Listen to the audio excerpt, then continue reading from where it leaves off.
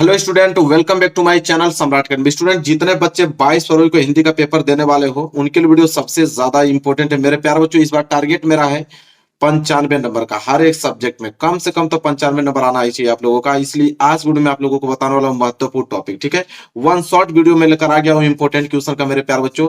इससे बाहर हिंदी में आप लोगों को नहीं आएगा। ठीक है, 70 नंबर बिल्कुल पक्का। आज वीडियो अगर आप देख लेते हो तो 100% मेरी गारंटी है कि 70 नंबर आप लोगों को बिल्कुल पक्का हो जाएगा। पूरे के पूरे महत्वपूर्ण टॉपिक जितने हैं, सब कुछ मैं डिस्कस करने वाला हूं मेरे प्यारे बच्चों। सबसे पहले देखो, मैं पहला ही पॉइंट आप लोगों को लेकर आ गया हूं महत्वपूर्ण गद्यांश का, जो कि आपके एग्जाम में कितने नंबर का आता है, 6 मार्क्स का आता है। और मैं चैप्टर वाइज भी लेकर आया हूं। ठीक है, कि कौन से चैप्टर से अधिक क्वेश्चन आता है और उस चैप्टर के कौन कौन से महत्वपूर्ण गद्यांश है, पहले मैं उस डिस्कस करने वाला हूं। सबसे पहला चैप्टर आता है मेरे प्यारे बच्चों आप लोगों का मित्रता चैप्टर। और मित्रता चैप्टर जो फर्स्ट चैप्टर है, इससे कम से कम 3 ऐसे गद्यांश जो सबसे ज्यादा इंपॉर्टेंट है। ठीक है, पूरे चैप्टर में बस मात्र 3 ही ऐसे गद्यांश है जो कि हर बार आपको आता है, जिसमें से मैं पहला आप लोगों को बताने वाला हूं। फिर आपका ममता चैप्टर है, फिर महत्वपूर्ण पद्यांश, बहुत सारी चीजें देखेंगे। सबसे पहले जो आप लोगों का इसमें गद्यांश है, जो कि सबसे ज्यादा इंपॉर्टेंट है, जो सबसे ज्यादा बार पूछा गया है, कि विश्वास पात्र मित्र जीवन की एक औसत है। हमें अपने मित्रों से यह आशा रखनी चाहिए कि वे उत्तम संकल्पों से हमें दृढ़ करेंगे, दोषों और त्रुटियों से हमें बचाएंगे, हमारे सत्य, पवित्रता और मर्यादा के प्रेम को पुष्ट करेंगे। जब हम कुमार्ग पर पैर रखेंगे तब वे हमें सचेत करेंगे, जब हम हतोत्साहित होंगे तब वे हमें उत्साहित करेंगे। और ये आपका देखो प्रथम रेखांकित अंश की व्याख्या है, यहां से लेकर यहां तक। फिर यहाँ पे है नीचे कि सच्ची मित्रता में उत्तम से उत्तम वैधसी की निपुणता और परख होती है, अच्छे से अच्छी माता का साधैर्य और कोमलता होती है। ऐसा ही मित्रता करने का प्रयत्न प्रत्येक पुरुष को करना चाहिए।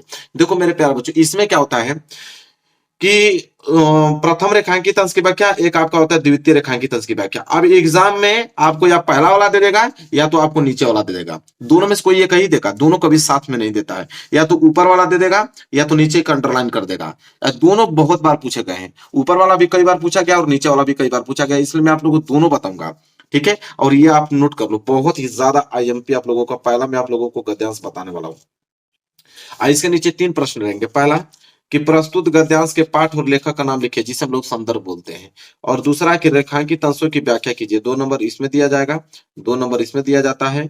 और तीसरा है कि व्यक्ति को अपने मित्रों से कैसी उम्मीद रखनी चाहिए, 2 नंबर इसमें मिलता है। ठीक है, तो सबसे पहले हम लोग संदर्भ देखेंगे।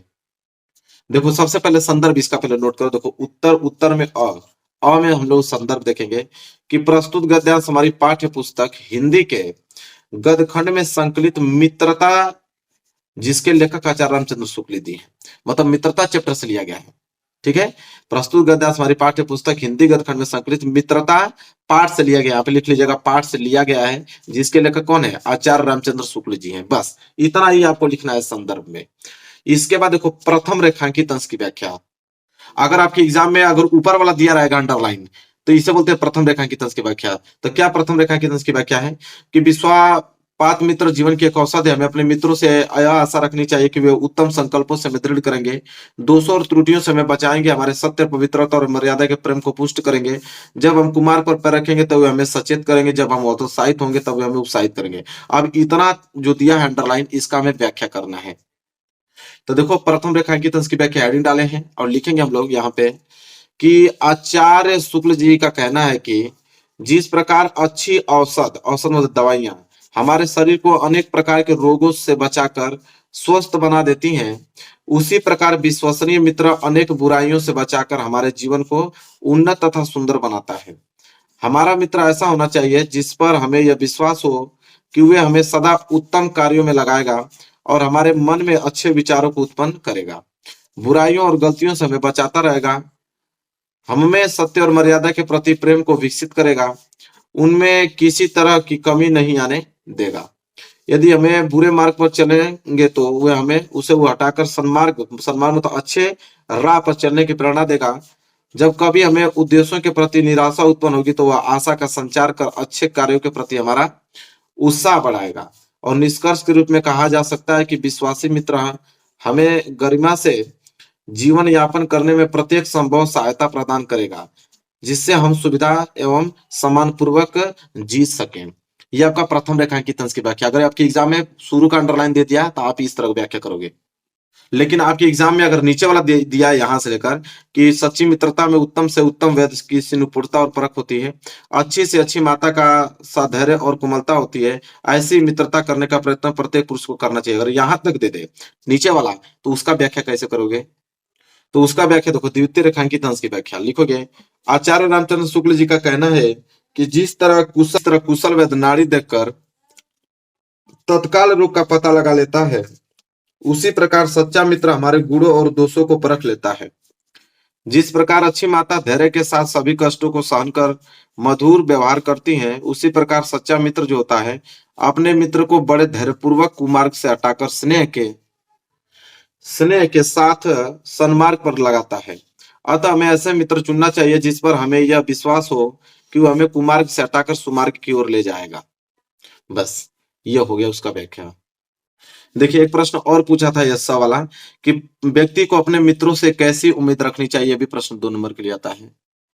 तो इसका आंसर यहाँ पे नोट करो कि व्यक्ति को अपने मित्रों से यह उम्मीद रखनी चाहिए कि वे उन्हें उत्तम कार्यों की ओर प्रवृत्त करेंगे, मन में अच्छे विचारों को उत्पन्न करेंगे, बुराइयों और गलतियों से उन्हें बचाएंगे, सत्य, पवित्रता और मर्यादा के प्रति प्रेम को विकसित करेंगे, सन्मार्ग पर चलने की प्रेरणा देंगे तथा निरुत्साहित होने पर उत्साहित करेंगे। बस ये पहला जो गद्यांश था, जो कि हमने बहुत डिटेल में बताया, क्लियर हो गया होगा। और मित्रता चैप्टर का ही ये आप लोगों का दूसरा गद्यांश है। क्या है कि कुसंग का ज्वर सबसे भयानक होता है। यह केवल नीति और सद्बुद्धि का विनाश नहीं करता, बल्कि बुद्धि का विक्षय करता है। किसी युवा पुरुष की संगति यदि बुरी होगी तो उसके उसके पैरों में बंधी चक्की के समान होगी, जो उसे दिन दिन अवनति के गड्ढे में गिराती जाएगी। और यदि अच्छी होगी तो सहारा देने वाली बाहु के समान होगी, जो उसे निरंतर उन्नति को उठाती जाएगी।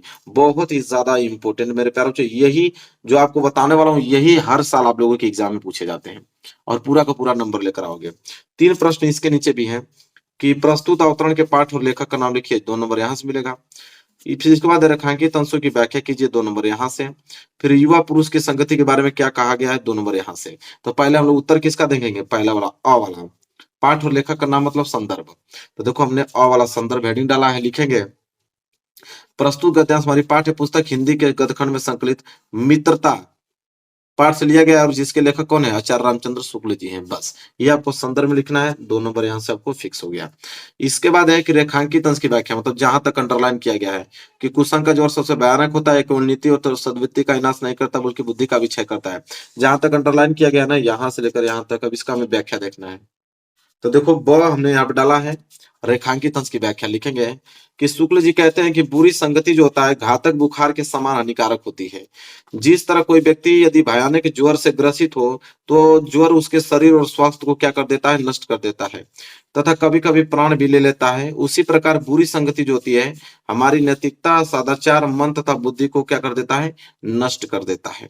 बस चलिए, एक प्रश्न और है स वाला कि युवा पुरुष की संगति के बारे में क्या कहा गया है। तो देखो यहाँ पे उसका उत्तर लिखेंगे कि युवा पुरुष की बुरी संगति उसे अवनति के गड्ढे में प्रतिदिन गिराती जाएगी और यदि अच्छी होगी तो वह उसे निरंतर उन्नति की ओर अग्रसर करेगी। ठीक है, बस हो गया। और मित्रता चैप्टर का ही ये तीसरा जो कि लास्ट है, तीसरा का गद्यांश। मात्र 3 ही मित्रता चैप्टर में से गद्यांश है जो कि हर साल आते हैं और इस बार भी यही आएंगे और इन्हीं को तैयार करके जाना, पूरे के पूरे नंबर आपको मिलेंगे। क्या है कि मित्रता के लिए आवश्यक नहीं है कि 2 मित्र एक ही प्रकार का कार्य करते हों या एक ही रुचि के हों। इसी प्रकार प्रकृति और आचरण की समानता भी आवश्यक या वांछनीय नहीं है। 2 भिन्न प्रकृति के मनुष्यों में बराबर प्रीति और मित्रता रही है।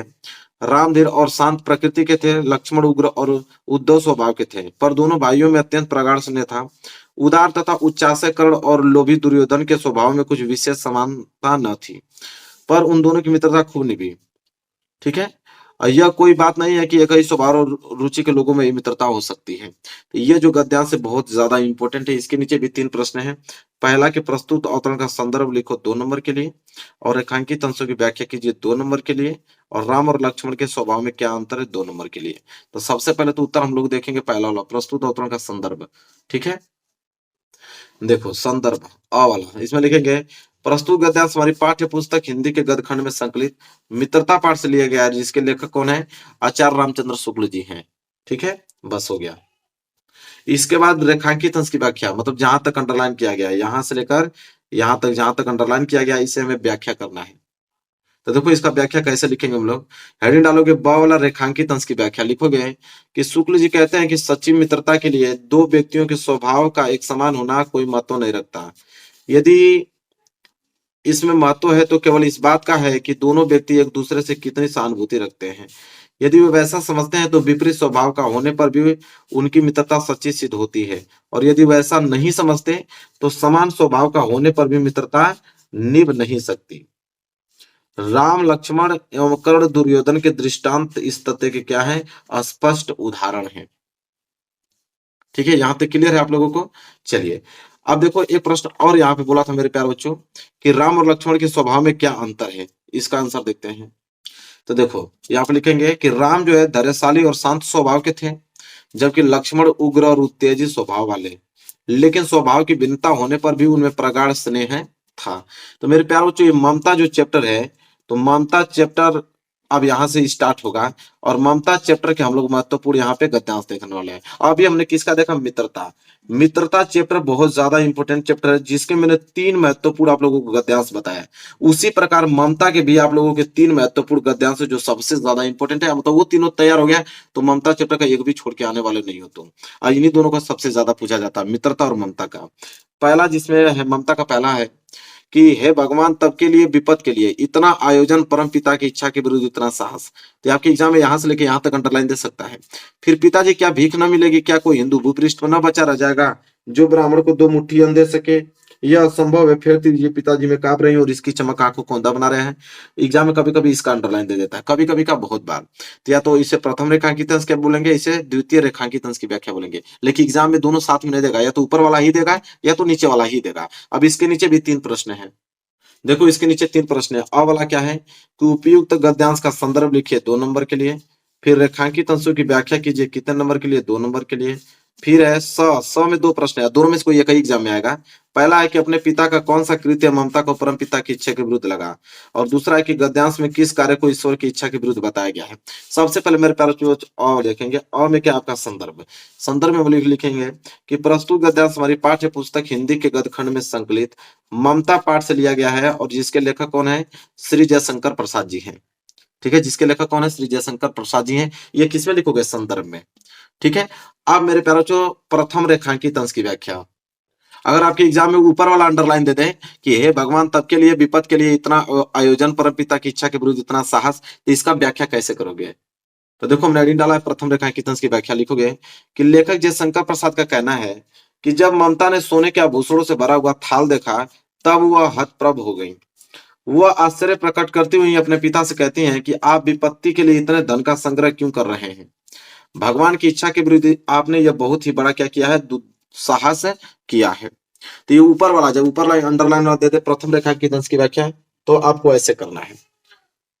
अगर द्वितीय रेखांकित अंश की व्याख्या दे दे यहां तक, ये वाला अंडरलाइन दे दे कि फेर दीजिए पिताजी में कांप रही और इसकी चमक आंखों को अंधा बना रही है, अगर ये वाला दे दे तो इसका व्याख्या कैसे करोगे एग्जाम में।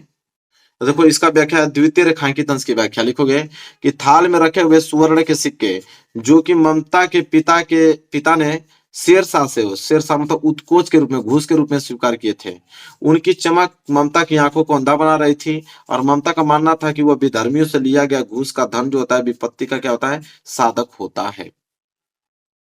ठीक है, अब देखिए मेरे प्यारे बच्चों अगला प्रश्न क्या है इसमें, अगला है इसमें कि 100 वाला, 100 का पहला कि अपने पिता का कौन सा कृत्य ममता को परम पिता की इच्छा के विरुद्ध लगा। तो देखो 100 का पहला क्या लिखेंगे कि अपने पिता के द्वारा शेरशाह से उत्कोच के रूप में, उत्कोच मतलब घूस के रूप में लिए गए सुवर्ण के सिक्के, सोने के सिक्के जो है ममता को परम पिता की इच्छा के विरुद्ध लगा। ठीक है, ये वाला अगर ये प्रश्न एग्जाम में नहीं आएगा तो ये वाला पक्का देगा, मतलब दोनों में से कोई एक ही देता है। ये वाला क्या है कि गद्यांश में किस कार्य को ईश्वर की इच्छा के विरुद्ध बताया गया है। तो हम लोग लिखेंगे देखो दूसरा वाला कि प्रस्तुत गद्यांश में ममता के पिता द्वारा विधर्मी शेरशाह से घूस ले लेने के कार्य को ममता ने भगवान की इच्छा के विरुद्ध बताया गया है। ठीक है, चलो अब ममता चैप्टर का एक दूसरा हम लोग महत्वपूर्ण गद्यांश देखने वाले मेरे प्यारे बच्चों। कि अश्वर वही पास आया, ममता ने रुक रुक कर कहा कि मैं नहीं जानती कि वह सांसद था या साधारण मुगल, पर एक दिन इसी झोपड़ी के नीचे वह रहा। मैंने सुना था कि वह मेरा घर बनवाने की आज्ञा दे चुका था। मैं आजीवन अपनी झोपड़ी के खोदे जाने के डर से भयभीत रही। भगवान ने सुन लिया, मैं आज इसे छोड़े जाती हूँ। तुम इसका मकान बनाओ या महल में अपने चिर विश्राम गृह को जाती हूँ। बहुत ही ज्यादा इंपॉर्टेंट मेरे प्यारे बच्चों है, बहुत ज्यादा इंपॉर्टेंट है।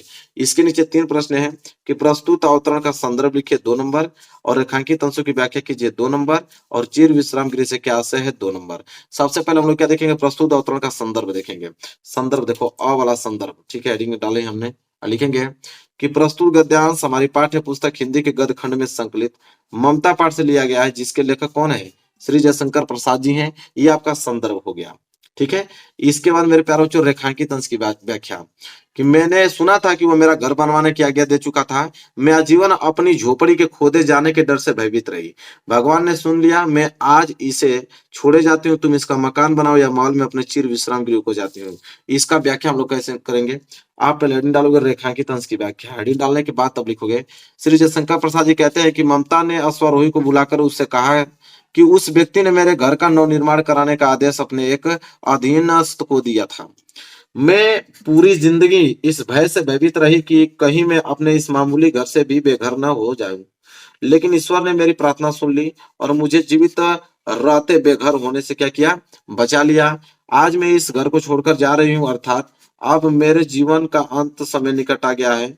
अब तुम यहाँ से अब तुम यहाँ पर मकान बनाओ या महल, मुझे कोई चिंता नहीं, क्योंकि अब मैं अपने उस घर में जा रही हूं जहां मुझे अनंत काल तक क्या होगा, विश्राम प्राप्त होगा।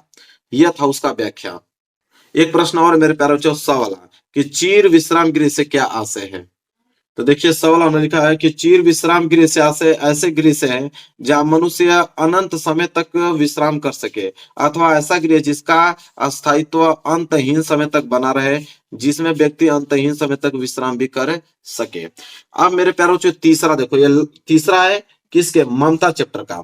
ममता चैप्टर का तीसरा महत्वपूर्ण गद्यांश मित्रता ममता, ये दोनों तो पूछे जाते हैं सबसे ज्यादा, 90% इन्हीं का गद्यांश पूछा जाता है, 90% मैं बता रहा हूँ, ठीक है। चलिए क्या है कि यहाँ पे लिखे काशी के उत्तम में धर्म चक्र विहार मौर्य एवं गुप्त सम्राटों की कीर्ति का खंडहर था। भग्न चूड़ा तीर्ण गुल्मों से ढके हुए प्राचीन ईंटों के ढेर में बिखरी हुई भारतीय शिल्प की विभूति ग्रीष्म की चंद्रिका में अपने को शीतल कर रही थी। जहां पंचवर्षीय भिक्षु गौतम का उपदेश ग्रहण करने के लिए पहले मिले थे, उसी स्तूप के भग्नावशेष की मलिन छाया में एक झोपड़ी के दीपालोक में एक स्त्री पाठ कर रही थी। अन्यंतो मायम जना पुरिया पास्ते, ठीक है। आप देखो ये बहुत ज्यादा, अभी आप लोगों को मैं बताऊं सच में तो 2023 में हिंदी के 7 सेट के पेपर होते हैं, 7 सेट में 4 सेट में यह क्वेश्चन पूछा गया था, ठीक है, फर्स्ट टाइम। और यही प्रश्न 2024 में भी लॉन्च होगा, इस बात की मेरी गारंटी है, ठीक है, क्योंकि जब प्रश्न आ जाते हैं तो उसका रिपीटेशन होना चालू हो जाता है। देखो 3 प्रश्न है। पहला, उपयुक्त गद्यांश का संदर्भ लिखिए 2 नंबर के लिए, रेखांकित अंश की व्याख्या कीजिए 2 नंबर के लिए, धर्म चक्र कहाँ स्थित है 2 नंबर के लिए। सबसे पहले मेरे प्यारों हम लोग क्या देखेंगे, संदर्भ लिखेंगे कि प्रस्तुत गद्यांश हमारी पाठ्य पुस्तक हिंदी के गद्य खंड में संकलित ममता पाठ से लिया गया और जिसके लेखक कौन है, श्री जयशंकर प्रसाद जी हैं। बात खत्म। यह क्या है, संदर्भ लिख दिया। इसके बाद रेखांकित अंश की व्याख्या, मतलब जहां तक अंडरलाइन किया गया है कि भग्न चूड़ा तीर्ण गुल्मों से ढके हुए प्राचीर ईंटों के ढेर में बिखरी हुई भारतीय शिल्प की विभूति ग्रीष्म की चंद्रिका में अपने को शीतल कर रही थी। इसका व्याख्या करना है तो ब वाला हेडिंग डालोगे, रेखांकित अंश की व्याख्या लिखोगे इसमें कि श्री जयशंकर प्रसाद जी का कहना है कि काशी में भारत का पवित्र तीर्थ स्थल है।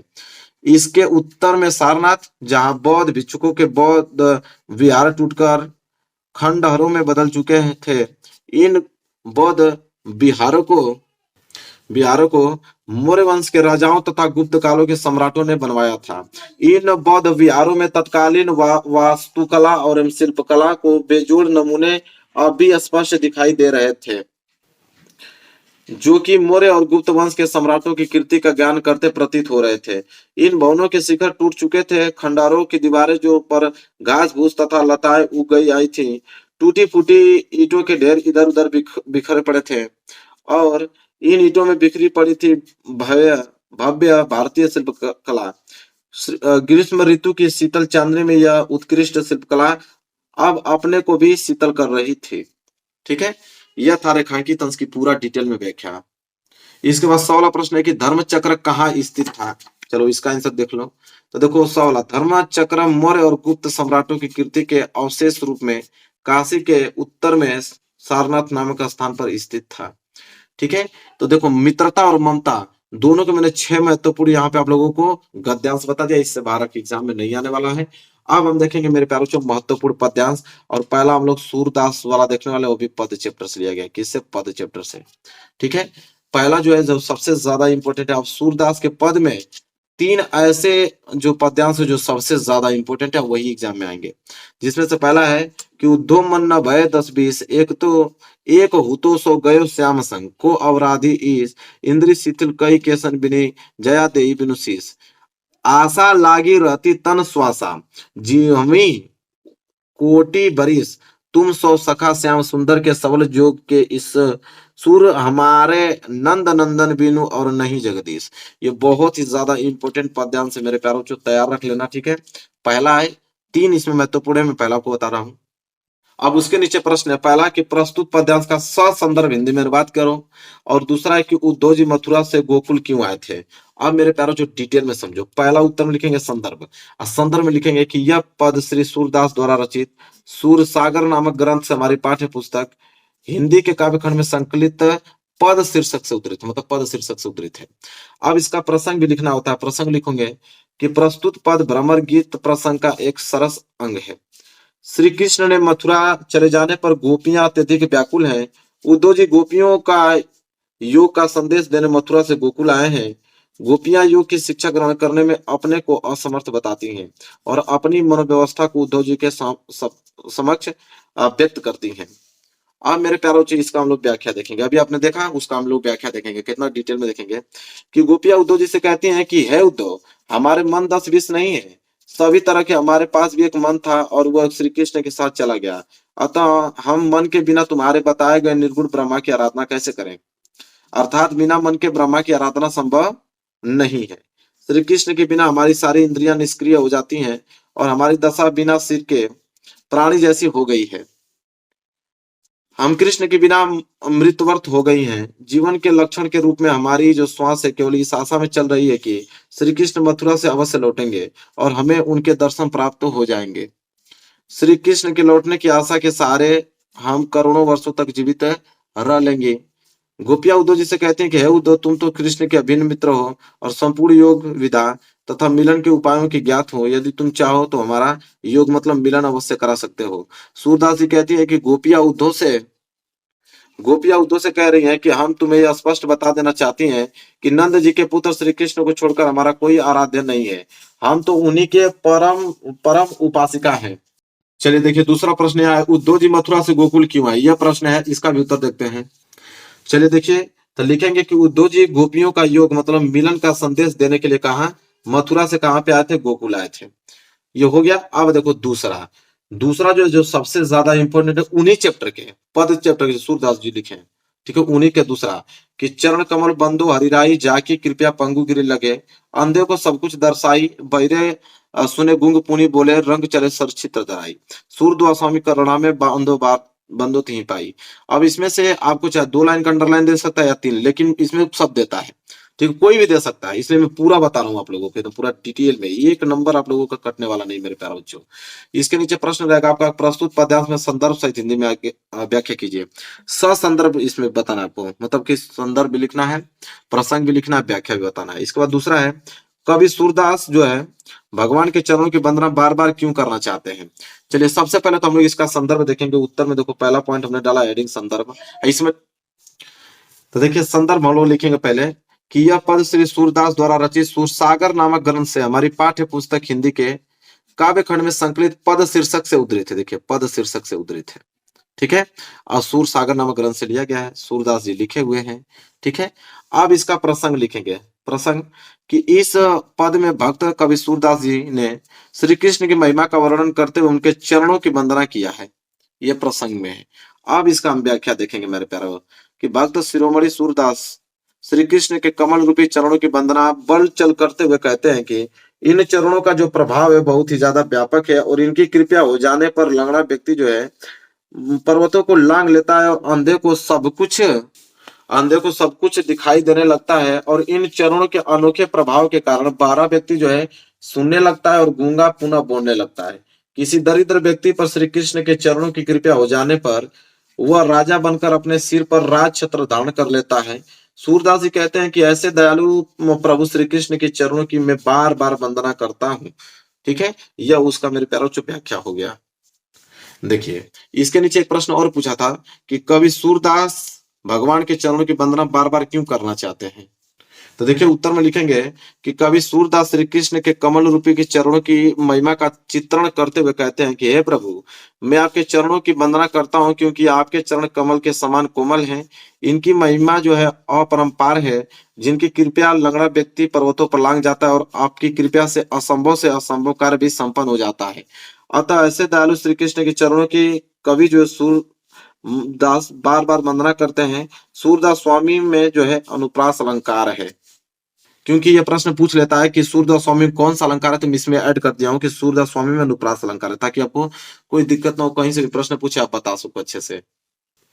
चलिए देखिए मेरे प्यारों, जो तीसरा, अब मैं तीसरा आप लोगों को बता रहा हूँ जो सबसे ज्यादा महत्वपूर्ण है कि दो मई व्रज विसरत नाही, वृंदावन गोकुल बन उपवन सघन कुंज की छाई, प्रात समय माता जसुमती अरु नंद देखी सुख पावत, माखन रोटी दयो सजायो अति हित साथ खवावत, गोपी ग्वाल बाल संग खेल सब दिन हसत सिरात, सूरदास धनी धनी ब्रजवासी जिन्यो हित जदुतात।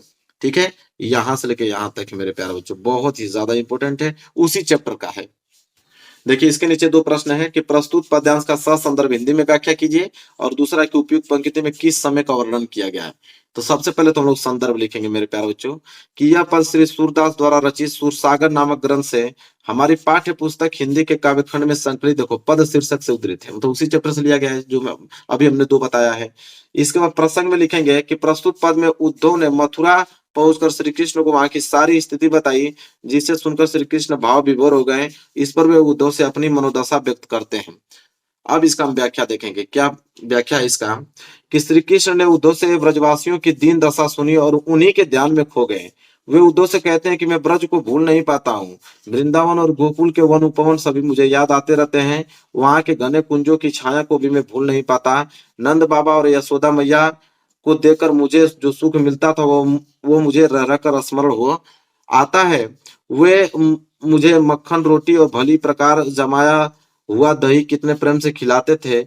ब्रज की गोपियां और ग्वाल बालों के साथ खेलते हुए मेरे सभी दिन हंसते हुए बिता करते थे। ये सभी बात मुझे बहुत याद आती हैं। सूरदास जी ब्रजवासियों को धन्य मानते और उनके भाग्य की सराहना करते हैं, क्योंकि श्री कृष्ण को उनके हित का चिंता है और श्री कृष्ण के ब्रजवासियों के प्रति जो था क्षण ध्यान करते हैं। तो ये था रेखा, वहां पे उसका व्याख्या हमने पूरा बता दिया डिटेल में। इसके बाद एक प्रश्न और था मेरे प्यारों, नीचे जो पूछा था कि उपयुक्त पंक्ति में किस समय का वर्णन किया गया है, क्योंकि 2 नंबर इसमें मिलता है, 4 नंबर इसमें मिलता है। तो 2 नंबर देख लेते हैं। 2 नंबर के लिए है कि श्री कृष्ण के जीवन के आरंभ का जो समय वृंदावन और गोकुल में बीता उसी का वर्णन उपयुक्त पंक्ति में किया गया है, और उसी समय का ध्यान करते हुए श्री कृष्ण ने उद्धव से अपनी मनोदशा व्यक्त कर रहे हैं। ठीक है, चलिए तो यह 3 हमने उस चैप्टर का भी बता दिया। पहला प्रश्न पढ़ता हूं मेरे प्यारे बच्चों कि शुक्ल युग की काल अवधि है। मेरे प्यारे बच्चों शुक्ल युग की काल अवधि कितनी मानी जाती है, आपको भी मालूम है कि 1919 से लेकर 1938 तक मानी जाती है मेरे प्यारे बच्चों। यहाँ पे सी वाला ऑप्शन बिल्कुल राइट आंसर हो जाएगा, 1919 ईस्वी से लेकर 1938 तक। इसके बाद दूसरा प्रश्न हम पढ़ते हैं। दूसरा प्रश्न मेरे प्यारे बच्चों यह है कि ललित ललाम के रचयिता है। ललित ललाम के रचयिता मेरे प्यारे बच्चों मतिराम है। बी वाला ऑप्शन बिल्कुल राइट आंसर होगा, बी वाला ऑप्शन पे आप लोगों को बिल्कुल सही कर देना है। मैं ज्यादा समय आप लोगों का बिल्कुल लेने वाला हूं, डायरेक्ट आंसर आप लोगों को बताऊंगा क्योंकि सारे प्रश्न आपको तैयार करना है। तीसरा प्रश्न यह है कि पंडित प्रताप नारायण मिश्र लेखक हैं। तो पंडित प्रताप नारायण मिश्र लेखक है मेरे प्यारे बच्चों, वो लेखक है आपके भारतेंदु युग के लेखक हैं। बी वाला ऑप्शन को बिल्कुल करेक्ट आंसर है, बी वाले ऑप्शन को रंग किया चले आइएगा आप लोग, बी वाला ऑप्शन। चौथा प्रश्न की अगर हम बात करें, देखो चौथा प्रश्न है हास्य रस का अस्थाई भाव क्या है। तो हास्य रस का अस्थाई भाव मेरे प्यारे बच्चों हास्य होता है, ये बात तो आपको भी जानकारी होगी। ए वाला ऑप्शन जो है वो राइट आंसर हो जाएगा, चौथे का ए। आगे बढ़ेंगे, पांचवा प्रश्न देखो, पांचवा प्रश्न जो है वो है त्याग पत्र के लेखक का नाम क्या है। तो त्याग पत्र के लेखक का नाम मेरे प्यारे बच्चों जैनेन्द्र कुमार। त्याग पत्र कौन लिखे हैं, तो जैनेन्द्र कुमार जी लिखे हैं। ए वाला ऑप्शन बिल्कुल राइट आंसर हो जाएगा। वहीं क्वेश्चन नंबर 6 की बात करें तो उसने कहा था किस विधा की रचना है, तो उसने कहा था मेरे प्यारों बच्चों कहानी विधा की रचना है। सी वाले ऑप्शन पे आप लोगों को क्लिक करना है और आपको आंसर बिल्कुल सही हो जाएगा। आगे बात करेंगे क्वेश्चन नंबर 7वां। क्वेश्चन नंबर 7वां है कि सरस्वती पत्रिका के संपादक हैं। तो सरस्वती पत्रिका के जो संपादक है मेरे प्यारे बच्चों वो है आपके महावीर प्रसाद द्विवेदी जी। सी वाले ऑप्शन जो है बिल्कुल राइट आंसर हो जाएगा। कौन, महावीर प्रसाद द्विवेदी जी। इसके बाद अगर हम बात करें आठवां प्रश्न, आठवां है एकांकी सम्राट कहा जाता है। तो एकांकी सम्राट किनको कहा जाता है मेरे प्यारे बच्चों, इन चारों ऑप्शन में से राम कुमार वर्मा को कहा जाता है। ए वाला ऑप्शन जो है वो राइट आंसर होगा। आगे बढ़ेंगे, अगला प्रश्न देखेंगे, प्रश्न नंबर 9। प्रश्न नंबर 9 है ठलुआ क्लब निबंध के रचनाकार है। तो ठलुआ क्लब निबंध के रचनाकार जो है वो है गुलाब राय जी। ए वाला ऑप्शन बिल्कुल राइट आंसर हो जाएगा, गुलाब राय।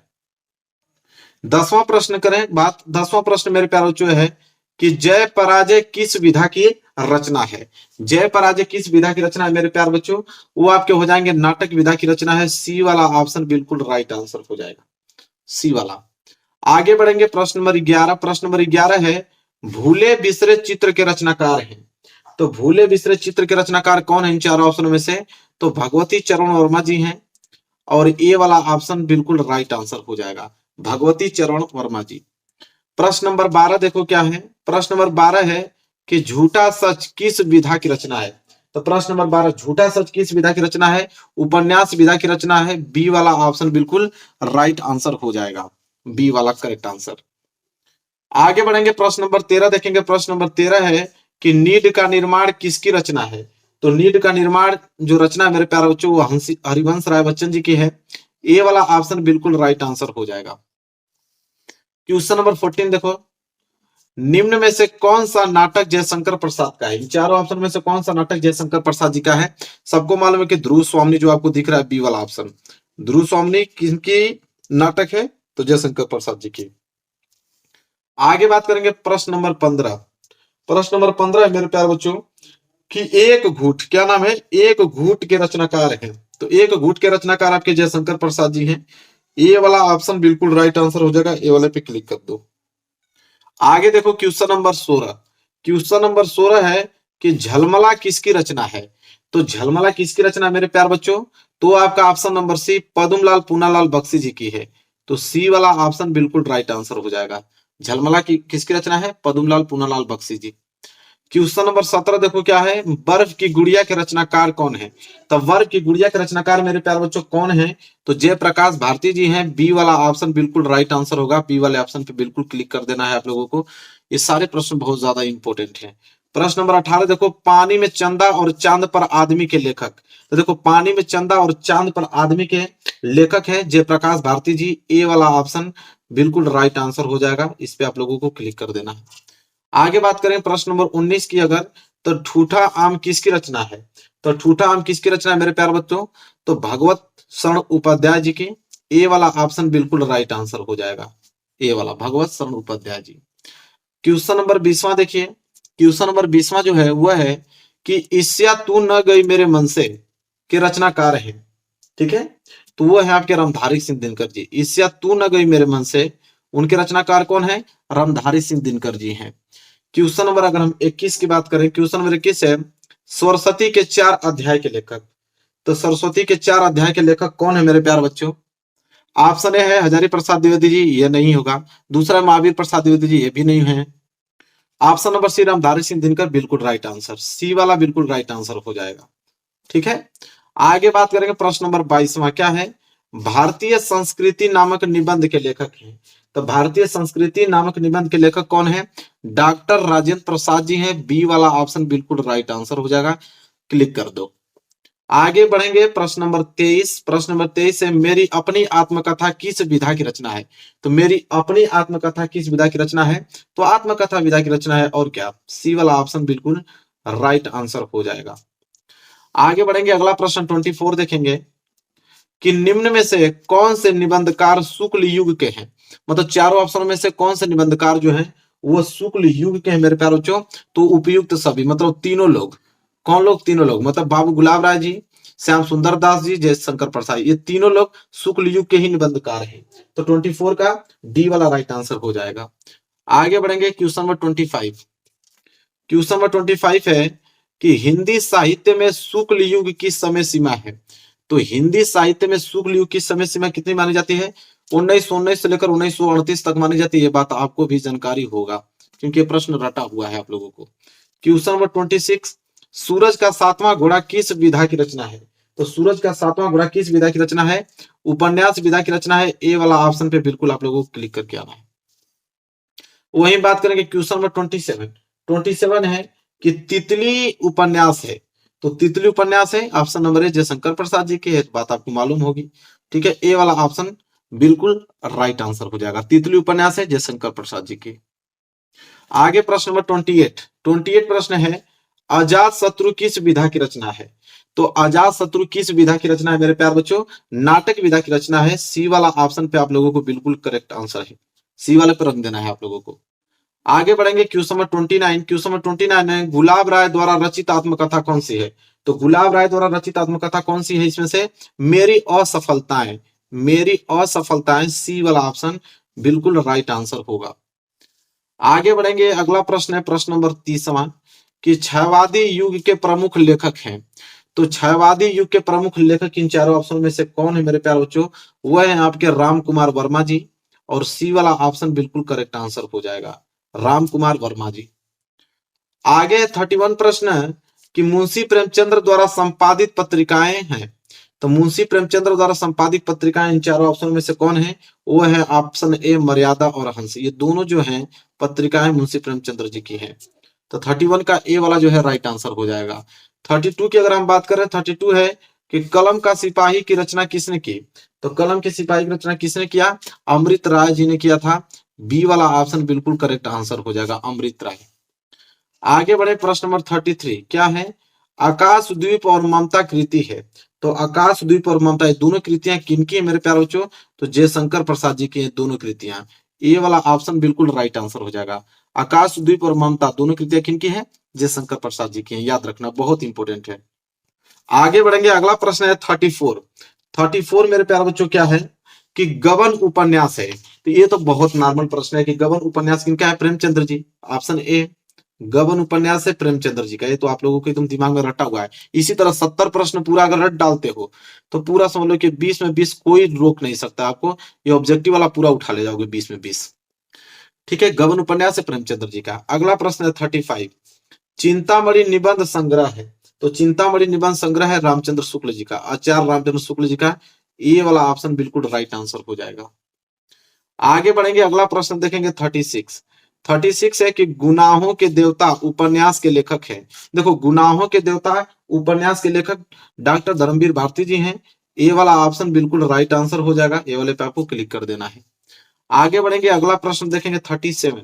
37 है, क्या लिखूं किस विधा की रचना है? क्या लिखूं किस विधा की रचना है? तो निबंध विधा की रचना है। ए वाला ऑप्शन बिल्कुल करेक्ट आंसर हो जाएगा। आगे बढ़ेंगे, प्रश्न नंबर 38 देखेंगे। 38 है कि मेरी तिब्बत यात्रा कृति है। तो मेरी तिब्बत यात्रा कृति है किनकी? तो राहुल संकृत्यायन की मेरे प्यारे बच्चों। यहाँ पे ए वाला ऑप्शन बिल्कुल राइट आंसर हो जाएगा, राहुल संकृत्यायन। अगला प्रश्न है 39, हिंदी का प्रथम नाटक माना जाता है। तो हिंदी का प्रथम नाटक माना जाता है नहुस को। यह बात याद रखना, ये प्रश्न बहुत ज्यादा इंपॉर्टेंट, नहुस। बी वाला ऑप्शन बिल्कुल करेक्ट आंसर हो जाएगा। आगे देखेंगे मेरे प्यारे बच्चों 40वां प्रश्न। देखो क्या है 40वां प्रश्न है, हिंदी का प्रथम उपन्यास है। अब इन चारों ऑप्शन में से हिंदी का प्रथम उपन्यास परीक्षा गुरु। बहुत इंपॉर्टेंट है, यह प्रश्न याद होना चाहिए कि हिंदी का प्रथम उपन्यास है परीक्षा गुरु। फिर अगला देखो 41 प्रश्न क्या है, हिंदी का प्रथम कहानी है। तो हिंदी का प्रथम कहानी अगर आपसे पूछ ले तो इंदुमती। कौन? इंदुमती। सी वाला ऑप्शन बिल्कुल राइट आंसर हो जाएगा। आगे बात करते हैं प्रश्न नंबर 42। प्रश्न नंबर 42 है कि आंसू के रचनाकार हैं। तो आंसू के रचनाकार इन चारों ऑप्शन में से कौन है? तो आंसू के रचनाकार है जयशंकर प्रसाद जी। डी वाला ऑप्शन बिल्कुल राइट आंसर हो जाएगा। वहीं बात करेंगे और हम 43 कि छायावाद की विशेषता है, तो इनमें से छायावाद की विशेषता कौन है मेरे प्यारे बच्चों? वो है आपका सौंदर्य एवं प्रेम। कौन? सौंदर्य एवं प्रेम। सी वाला ऑप्शन राइट आंसर होगा।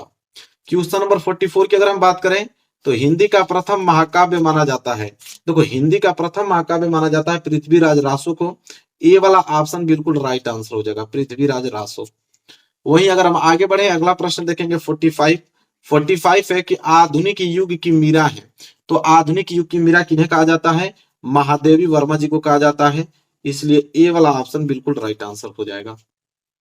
46 प्रश्न देखो आगे।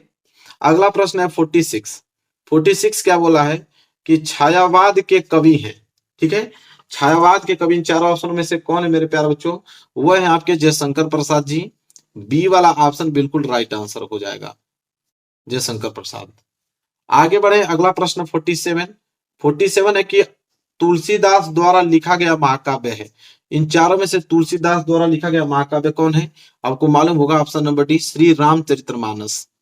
डी वाला ऑप्शन बिल्कुल राइट आंसर हो जाएगा। आगे बढ़ते हैं अगला प्रश्न 48 देखो कि पृथ्वीराज रासो लिखा है। तो पृथ्वीराज रासो कौन लिखे हैं मेरे प्यारे बच्चों? तो वह है चंद्रबरदाई। कौन? चंद्रबरदाई। ठीक है, चंद्रबरदाई। बी वाला ऑप्शन बिल्कुल राइट आंसर हो जाएगा। आगे बढ़ेंगे प्रश्न नंबर 49 और प्रश्न नंबर 49 है कि भारत भारती के रचनाकार है। तो भारत भारती के रचनाकार इन चारों ऑप्शनों में से कौन है मेरे प्यारे बच्चों? तो वह है option number D Maithili Sharan Gupt जी। कौन है? मैथिली शरण गुप्त जी मेरे प्यारे बच्चों। डी वाला ऑप्शन बिल्कुल राइट आंसर हो जाएगा। चलिए आगे बढ़ते हैं 50वां प्रश्न देखिए क्या है। अर्धनारीश्वर के रचयिता है। तो अर्धनारीश्वर के रचयिता कौन है? आपको भी जानकारी होगी कि रामधारी सिंह दिनकर जी हैं। और यहाँ पे बी वाला ऑप्शन बिल्कुल राइट आंसर हो जाएगा, रामधारी सिंह दिनकर। आगे बढ़ेंगे प्रश्न नंबर 51 प्रश्न जयशंकर प्रसाद की रचना है। तो जयशंकर प्रसाद की रचना कौन है? रेणुका? बिल्कुल नहीं। पारिजात? ये भी नहीं है। ऑप्शन सी लहर? बिल्कुल, जयशंकर प्रसाद की रचना लहर है। इसलिए सी वाला ऑप्शन बिल्कुल राइट आंसर हो जाएगा। आगे बढ़ेंगे 52 प्रश्न है कि मेरी यूरोप यात्रा किस विधा की रचना है। देखो मेरी यूरोप यात्रा किस विधा की रचना है मेरे प्यारे बच्चों? यात्रा वृत्त विधा की रचना है। और यहाँ पे ए वाला ऑप्शन बिल्कुल राइट आंसर हो जाएगा।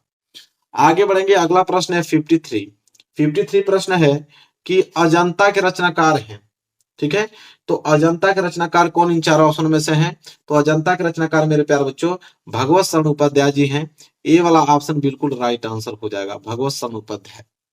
आगे बढ़ेंगे प्रश्न नंबर 54। प्रश्न नंबर 54 है प्रेम वाटिका के रचनाकार हैं। देखो प्रेम वाटिका के रचनाकार इन चारों ऑप्शन में से कौन है? वह है आपके रसखान जी। कौन है? रसखान है।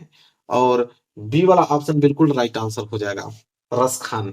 ठीक है, चलिए आगे बढ़ेंगे अगला प्रश्न देखो 55 मतलब 55 प्रश्न क्या है कि हंसी हंसी भाजे देखी दुल्हा दिगंबर को पाहुनी जे आवे हिमाचल के उछाव में। कह रहा है कि निम्नलिखित में रस है, मतलब ये पूरा पंक्ति जो दिया है इस पंक्ति में किस रस का प्रयोग किया गया है? तो करुण रस का प्रयोग किया गया है। सी वाला ऑप्शन बिल्कुल राइट आंसर होगा। सी वाले पे रंग के चले आइएगा। आगे बढ़े अगला प्रश्न देखें। प्रश्न नंबर 56 जो है वह है कि पीपर पात सरिस मंडोला। कह रहा है कि उपयुक्त पंक्ति में अलंकार है, मतलब कौन सा अलंकार इस पंक्ति में प्रयोग किया गया है? पीपर पात सरिस मंडोला में वह है उपमा अलंकार का प्रयोग किया गया है। ए वाला ऑप्शन बिल्कुल राइट आंसर हो जाएगा। आगे बढ़ेंगे अगला प्रश्न देखो 57। प्रश्न नंबर 57 है कि सुनत सुमंगल बैन मन प्रमोद तन पुलक भर शरद सरोहु नैन तुलसी भरे स्नेह जल। कह रहा है इन पंक्तियों में दूसरे और चौथे चरण में मात्राएं। ये दूसरा चरण है और ये लास्ट वाला चौथा चरण है। इसमें कितनी कितनी मात्राएं मेरे प्यारे बच्चों ये पूछ रहा है? 13 मात्राएं हैं। ये वाला ऑप्शन बिल्कुल राइट आंसर हो जाएगा। चलिए 57 का ए वाला। आगे बढ़े अगला प्रश्न देखिए। प्रश्न नंबर है 58 58 प्रश्न। सभी लोगों ने वह सुंदर दृश्य देखा। कह रहा है कि वाक्य भेद कीजिए, बताना है कि कैसा वाक्य है। सभी लोगों ने वह सुंदर दृश्य देखा। मेरे प्यारों ये कैसा वाक्य है? सरल वाक्य है। ए वाला ऑप्शन बिल्कुल राइट आंसर हो जाएगा। ए वाले पर रंग के चले आइएगा। आगे बढ़ते हैं प्रश्न नंबर 59 क्या है? वह खड़ा नहीं हो सकता। कह रहा वाक्य का भाववाच्य रूप होगा। अगर इसके हम लोग भाववाच्य रूप में इसको बोला जाए तो कौन सा सही होगा? वह खड़ा नहीं हो सकता। मेरे प्यारे बच्चों, ऑप्शन नंबर डी, उससे खड़ा नहीं हुआ जाता। अगर भाव के रूप में इसको कहा जाए तो सेंटेंस यही बनेगा कि उससे खड़ा नहीं हुआ जाता, डी वाला ऑप्शन। आगे वही बात करें प्रश्न नंबर 60 यह बालक बहुत मेधावी है। अब यह के नीचे देखो अंडरलाइन किया गया है, बताना है कि कौन सा इसमें से ऑप्शन जो है बिल्कुल करेक्ट ऑप्शन होगा। तो देखो यह के नीचे अंडरलाइन किया गया है, तो यह आपका सर्वनामिक विशेषण है, यह एक वचन है और यह पुल्लिंग है और विशेष से बालक है। मतलब सी वाला ऑप्शन बिल्कुल राइट आंसर हो जाएगा मेरे प्यारे बच्चों। ठीक है, चलिए आगे बढ़ते हैं। अगला प्रश्न देखो 61, प्रश्न नंबर 61 है कि अनुचर शब्द में उपयुक्त उपसर्ग है। अगर अनुचर में अगर मैं उपसर्ग की बात करूं मेरे प्यारे बच्चों तो क्या होगा? अनु, क्योंकि अनुधर चर होता है। तो बी वाला ऑप्शन बिल्कुल सही आंसर हो जाएगा। वहीं अगर हम 62 के प्रश्न बात करें, प्रश्न नंबर 62, तो प्रश्न नंबर 62 है कि गंगा यमुना का समास विग्रह है। अगर गंगा यमुना का अगर हम समास विग्रह कर दें तो यह आपका योजक चिन्ह लगा, देखिए गंगा, इसके बाद योजक चिन्ह। योजक चिन्ह जब हम लोग समास विग्रह करते हैं तो योजक चिन्ह जब हटाते हैं तो और का प्रयोग करते हैं। किनका? और का। तो गंगा और यमुना, मतलब ए वाला ऑप्शन बिल्कुल राइट आंसर हो जाएगा। ठीक है, 62 का ए वाला राइट आंसर हो जाएगा। वहीं आगे बात करते हैं प्रश्न नंबर 63। प्रश्न नंबर 63 है कि सुहाग शब्द का तत्सम रूप होगा। अगर सुहाग शब्द का अगर हम तत्सम रूप की अगर हम बात करें तो सौभाग्य होगा। क्या होगा? सौभाग्य। सी वाला ऑप्शन बिल्कुल राइट आंसर हो जाएगा। आगे अगर हम बात करें 64 तद, जो कि पुल्लिंग है, कह रहा है उस शब्द का चतुर्थी विभक्ति और एक वचन का रूप क्या होगा? तद शब्द का अगर हम चतुर्थी विभक्ति और एक वचन का रूप देखें मेरे प्यारे बच्चों, वह तस्य होगा। क्या हो जाएगा? तस्य। ए वाला ऑप्शन बिल्कुल राइट आंसर हो जाएगा।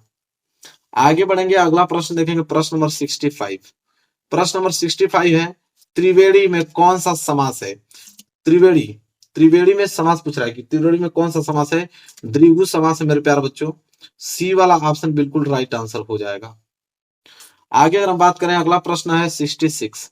प्रश्न नंबर 66 है अच्छी शब्द का तद्भव शब्द है। तो अच्छी शब्द का अगर हम तद्भव देखें मेरे प्यारे बच्चों तो अच्छी मतलब आंख होता है। अच्छी का अगर हम तद्भव बात करें तो आंख होता है। ये वाला ऑप्शन बिल्कुल करेक्ट आंसर हो जाएगा।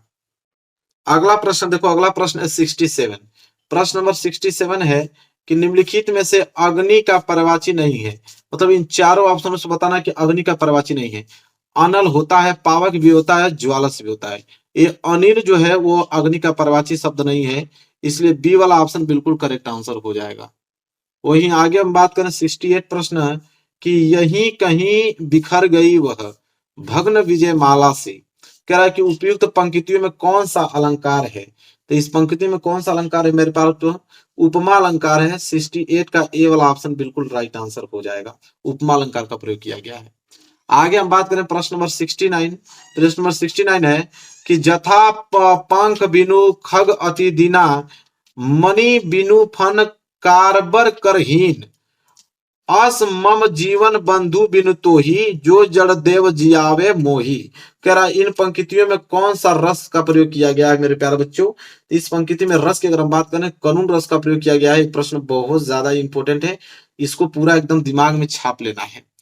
इसके बाद लास्ट प्रश्न देखेंगे 70वां प्रश्न है। 70 प्रश्न है कि तुम किस कक्षा में पढ़ते हो? तो तुम के नीचे अंडरलाइन किया गया है, बताना है कि कौन सा ऑप्शन सही होगा। देखो तुम जो है वह सर्वनाम होता है, माध्यम पुरुष होता है, पुल्लिंग होता है और एक वचन होता है, इसलिए डी वाला ऑप्शन बिल्कुल राइट आंसर हो गया। 70 का डी। मेरे प्यारे बच्चों 70 प्रश्न हमने बताया, अगर 70 प्रश्न यकीनन आपको अगर तैयार कर लेते हो तो ये 20 जो ऑब्जेक्टिव आएगा उसको आंख बंद करके मात्र 2-3 मिनट में, 2-3-4 मिनट में आप वो 20 नंबर लेकर आकर फिर आप 50 नंबर के वर्णात्मक प्रश्न में लग जाओगे। ये मेरी गारंटी है। अगर 70 प्रश्न तैयार है, इससे एक बाहर प्रश्न नहीं आने वाला है। पूरे किताब का मैं मोस्ट इंपोर्टेंट क्वेश्चन आप लोगों को बताया हूं। तो मेरे प्यारे बच्चों वीडियो को लाइक कर देना, चैनल पे नए तो चैनल को जरूर सब्सक्राइब कर लेना। मिलेंगे एक प्यारे से नेक्स्ट वीडियो में, तब तक के लिए धन्यवाद।